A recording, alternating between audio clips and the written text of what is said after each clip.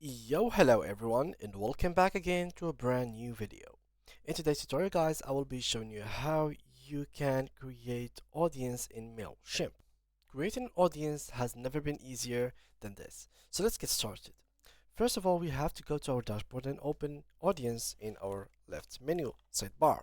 Then here we will have several ways to add contact. So let's start by creating or adding contact for this button here.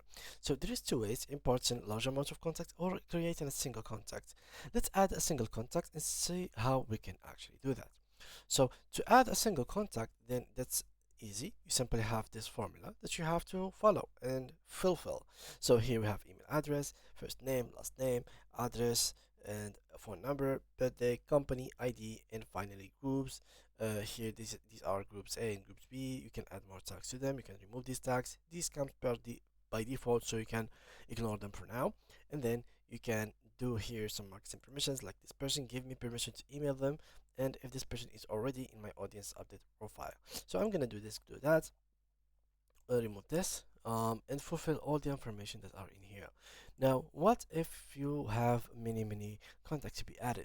Then click in here to import contact, and what you'll have to do next is to simply choose one of these methods. There is three main methods: copy and paste, upload a file, and import from another service. So these are the things that you have to take in consideration. You have to fulfill one of these, of course. Now, copy and paste is pretty easy. You simply have to copy and paste. They have to be separated by a comma, and after that you have to fill each one of these to their fulfillment or to their available field. For example, here, if I were to Emilia Clark, Emilia at gmail.com, then we must say that this is an email. Where do we do that? Well, after clicking continue and then go into another field, to another place where we have to attach it to an email address, as you can see right here.